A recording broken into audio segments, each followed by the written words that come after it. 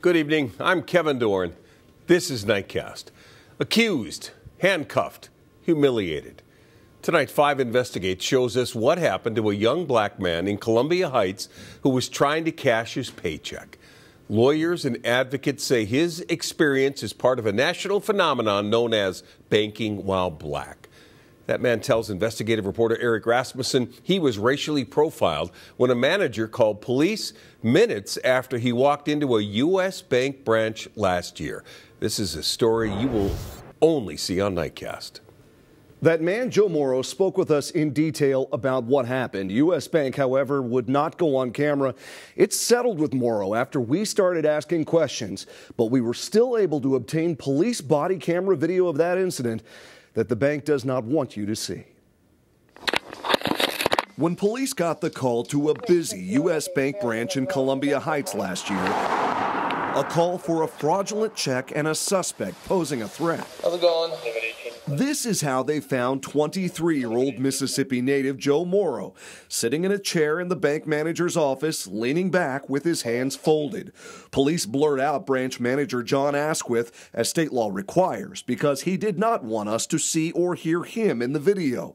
Morrow wanted everyone to know what happened. I just got through working like 12 hours, I think. His job at UNFI, a grocery supplier better known as Super Value in Hopkins. Closer to home, Morrow stopped here at U.S. Bank in Columbia Heights to cash his paycheck for $900. Despite having an account, that simple transaction was anything but. They was all looking at me and just staring at me. And then looking at the check, then staring at me again. I'm already knowing like what they thinking, the check fake. The manager, he came over and said, "Joe Morrow, your check fake." And I said, "What?" He said, "You people are always coming in here with fake checks." Who do you think he meant? Black people. I work there, bro. And I'm a report you too, bro. Morrow continued pleading his case with Police Sergeant Justin Pletcher in the room. Morrow's claim of racial profiling immediately met with this warning. Joe, I need you to calm down, first of all, okay? Don't say anything stupid, because you're just going to get arrested for it. All right. Still sitting in the chair as the sergeant held his ID and his check, Morrow insisted it was the bank who owed him an explanation. They called me in front of everybody talking about this is a fake check. That ain't a fake check. I worked there. We could confirm that. 2 minutes later, What's his name? Joe. a second officer arrives and the bank manager asked police to take Morrow to an adjacent office. The manager told the officer, "Hey, can you get him out of my office? He might touch anything on my desk." I'm like, what? That's when I got super mad, like, what? I'm gonna touch something on your desk. Joe. That anger only visible for a second. Joe, let's go over there, man. When he complies with officers' orders and stands up. Okay, let's handcuff him. A split second, Morrow says he'll never forget. And like, definitely when I got handcuffed and stuff, everybody looking like, when I'm coming out of his office, I was handcuffed, so people looking. How did that make you feel? Like crazy, like I'm a criminal or something, like I'm doing like something bad, like I actually came here with a fake check. In his report, the sergeant later wrote that Morrow flexed at John, the bank manager, in a threatening manner. I didn't threaten him. I got up, like, you know, in a like, you know, like a mad. Do you have anything on you that could harm hopefully in any way? Still handcuffed, Morrow offered more evidence of his innocence. I got the check stub, Neil said what day it started and all that, and how many hours I worked, all that. I could have came to here and showed them that. According to the police report, the bank manager said he'd received a lot of fraudulent checks using the UNFI logo. Morrow says the manager claimed he already called the company and confirmed the check was fake. So, who do we need to call? But this body camera video shows the bank manager did not actually make that critical call until after Morrow was already in handcuffs. So, it's a real, the check number's real. Morrow's employer confirmed the check was, in fact, real. There's no question in my man, if he'd been white, this would never happen. 5 Investigate showed the video to a community leader. Are you seeing that okay? I am. The founder of a nationally recognized implicit bias training program for police. But this is Minnesota. This is not who we are. And University of Minnesota professor Samuel Myers Jr. In 2015, he authored this study of discriminatory practices at banks in the Twin Cities, and he's focused on racial disparities in financial transactions for 35 years. I wish I could say that this was abolition. I wish We could say that this was an outlier. That happens a lot. Myers, who is deaf, So this is it here. watched the body camera video with us over Zoom with the assistance of captioning. We as Black people are aware that these things happen at banks, at grocery stores, at supermarkets. This is a classic example of instances where things escalated beyond what they needed to escalate to. Okay, Joe, let's get these cuffs off. But Morrow's ordeal did not end when the handcuffs came off. Joe, can I talk to you man to man real quick? For more than 10 minutes, Morrow remained in this office. They're making fake checks with that logo on it, right? Sergeant Pletcher did most of the talking. So what the branch manager has to do is call and make sure it's a good check. I need you to stay calm for that, okay? Because when you start acting like this, it makes you look even guilty. No, I'm not guilty. No, I know. I'm saying, but when you start getting upset and irate, it makes you look guilty. Well, you're acting guilty. And so the question is, what is acting guilty? Tell me, what is acting guilty? I'm sorry, but this is who I am. You blame him for creating the racism that he feels. Don't do anything stupid. It was another part of this exchange Are you kidding? that struck a nerve with Tyrone Terrell. So play calm, play cool, and wait for you to be validated. Okay? Oh, my God. The former director of the St. Paul Department of Human Rights and the president of the African American Leadership Council says the sergeant's choice of words matters. Wait to be validated. That's 450 years of history of slavery. Do we got to still wait for white America to validate us? Come on. Columbia Heights Police declined our request for an interview, but in a statement, Chief Lenny Austin said his department reviewed the incident and found the officers' actions were reasonable and they conducted themselves professionally. And if you feel it's a racist thing, okay, handle it different. Sergeant Pletcher wouldn't go on the record with us, but still sent us links to network news programs. If I'm not on the same side as my community, then I am failing them and I am failing this badge. He was praised on national TV for how he handled a call involving a black health inspector 2 days after the death of George Floyd. I think we need more police officers to speak up. But Pletcher is not talking about this video that few have seen until now. There are going to be plenty of people, I imagine, who will say, this officer acted admirably. He spoke calmly. He told them to calm down. Plenty of white people. I'm looking through the lens of a black man who dealt with too many of these cases. Was the flinching, so-called flinching, visible in the video?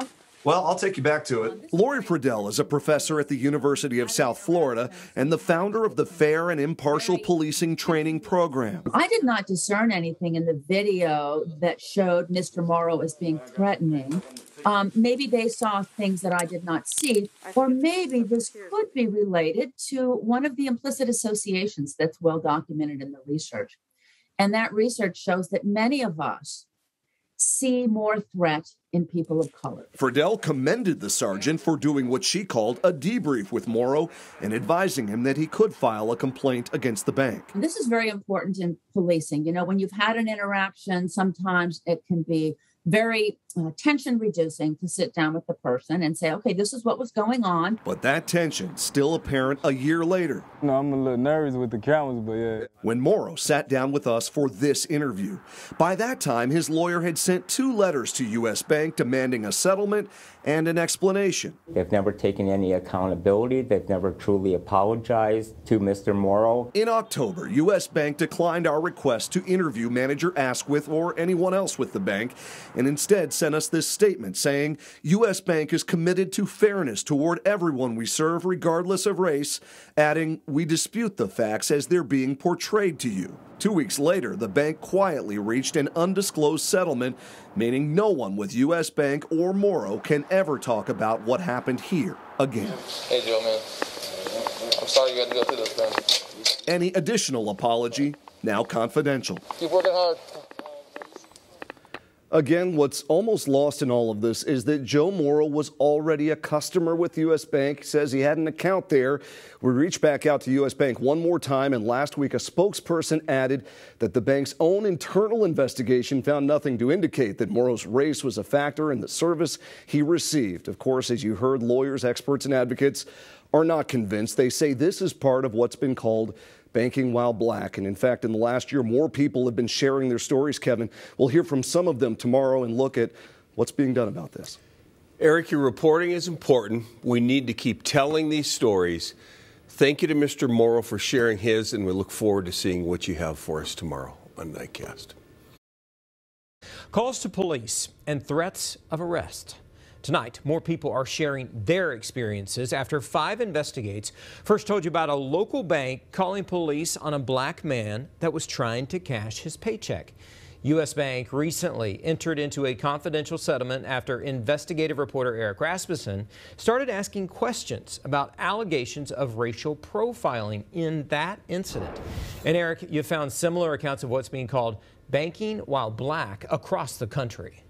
Paul, the many black people we've spoken to about this phenomenon say it's nothing new. But the body camera video we obtained documenting the experience of 23-year-old Joe Morrow in Columbia Heights is opening a new window to the kinds of experiences that often go unreported, despite calls for more racial awareness across the country and here in the Twin Cities. How's it going? Body camera video captured the image of Joe Morrow sitting in a branch manager's office trying to cash his paycheck. That's a real check from my company. I work there. This was his reaction to being accused of fraud last year at U.S. Bank in Columbia Heights. Joe, I need you to calm down, first of all, okay? Which led to a call to police, threats of arrest, Okay, let's handcuff him. and Morrow in handcuffs just minutes after officers arrived. A familiar scenario. I just sat there. I didn't get excited. I didn't get loud. I went to a branch in downtown San Diego. For black bank customers across the country. The assistant manager goes away again and then comes back and says, "We've alerted the authorities." There's no data to tell us how often it's happening, but stories of banks calling police over basic transactions in recent years sparked the social media hashtag banking while black. They didn't want to assist me because they assumed that I had a fraudulent check, which was far from the truth. Santori Thomas had just won a racial discrimination case against an employer, but when he tried to deposit the settlement checks at a Detroit area branch of TCF Bank last year, managers called police. I was very composed, even though it was a very stressful situation to be in, especially in today's racing times with being African American. Sometimes you don't have to do nothing to be in trouble. Remarkably similar to Joe Morrow's experience in Columbia Heights. The fact is that these are experiences that black people disproportionately encounter. And the evidence is indisputable. Samuel Myers Jr. is a professor at the University of Minnesota who's researched racial disparities in banking for more than 3 decades. His report in 2015 highlighted discriminatory lending practices at banks in the Twin Cities. That report also gave failing grades to most of the largest financial institutions for the customer service they provided to minorities. The point is that you don't have to be conscious, invidious, insidious, hostile, bigot in order to engage in actions that have a discriminatory effect. Banks need to be transparent about the work that they're doing to address how bias leads to mistrust. Advocates, including Hudson Munoz with the Committee for Better Banks out of Washington, D.C., say they've made some progress to get more accountability from the financial industry. But Munoz says there's more work to be done to address the enduring inequality that still affects people to this day. The conversations are happening now, but it's not going to be, a quick fix. And it certainly isn't helped by a bank teller calling the police on a customer who's trying to cash a check. Now, in that case we referenced out of Detroit last year, TCF Bank made a public apology. When we first contacted U.S. Bank in October, it disputed Joe Morrow's portrayal of what happened inside that branch in Columbia Heights. And in another statement to us just last week, the bank said it found nothing to indicate his race or ethnicity played a factor in the service he received. Paul. Okay, well, you're getting a lot of reaction on this. Eric Rasmussen, thank you. An update to stories you saw only on Nightcast this week. Tonight, the CEO of U.S. Bank is apologizing after 5 investigates revealed a local bank branch called police on a young black man who was trying to cash his paycheck. The body camera video obtained by investigative reporter Eric Rasmussen sparked national outrage and now calls for change. In this letter to the community, CEO Andy Ciceri now takes full responsibility for how customer Joe Morrow was treated at a branch in Columbia Heights last year.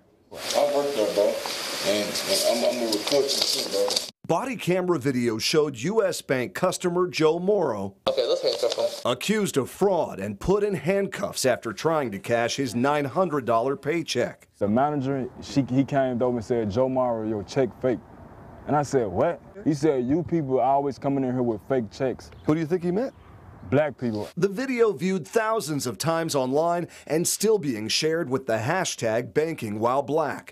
Morrow's check was real, and U.S. Bank agreed to a confidential settlement after we started asking questions. But the bank maintained there was nothing to indicate Morrow's race played a factor in how he was treated. We all have eyes. We all saw the same video. Days after 5 Investigates' initial report, attorney and civil rights advocate Nakima Levy-Armstrong demanded an apology. This is just the tip of the iceberg. They need to step up and they need to be accountable and they need to acknowledge the harm that they have done. Some of that acknowledgement came Friday afternoon in this letter to the community from U.S. Bank CEO Andy Ciceri. "I am deeply sorry for where we failed," Ciceri wrote. "What Mr. Morrow experienced is not the experience that any customer should have." Ciceri added that U.S. Bank is revisiting and expanding employee training to help prevent this from happening in the future. 2 weeks after we first started asking questions about this case back in October, Joe Morrow's lawyers told us U.S. Bank agreed to a confidential settlement with him. We still don't know if the bank took any disciplinary action for how the incident was handled. For Nightcast, Eric Rasmussen, 5 Eyewitness News.